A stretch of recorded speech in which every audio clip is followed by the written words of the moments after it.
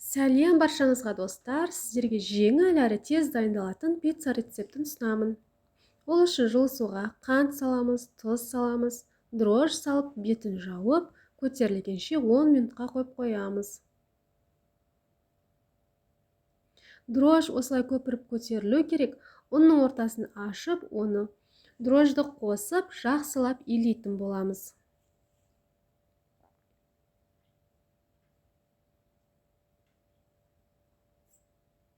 Оның үстіне сұйық май қосып, иі қанғанша илеп, бетін жауып 1 сағатқа қалдырамыз, қамыр көтерілгенше.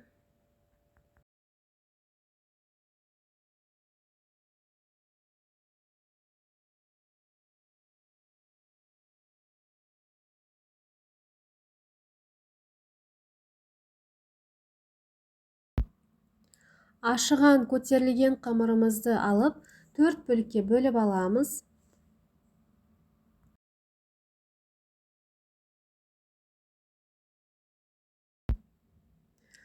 Шамалы ұн сеуіп, қолымызбен немесе оқтаудың көмегімен бізге қажетті формада дөңгелек етіп жайып аламыз.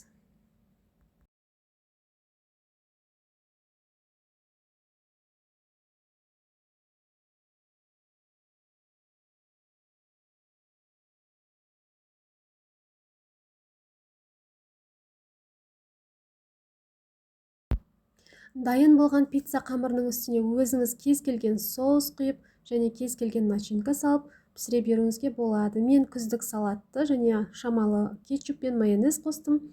Помидор, оның үстіне сыр сеуіп, духовкада жоғарғы градуста 10 минут шамасында пісіріп аламыз.